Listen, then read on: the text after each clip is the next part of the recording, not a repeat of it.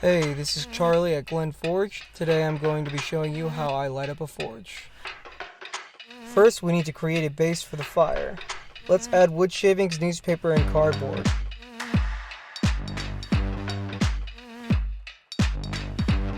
With that done, we cover the base in coals, making sure there is still enough room for air to pass through.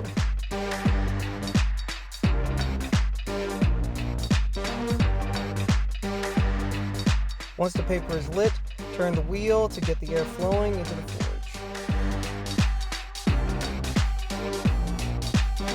With that fire going strong, I use the poker to distribute the coals into the fire. I keep tending the fire as it grows, and voila!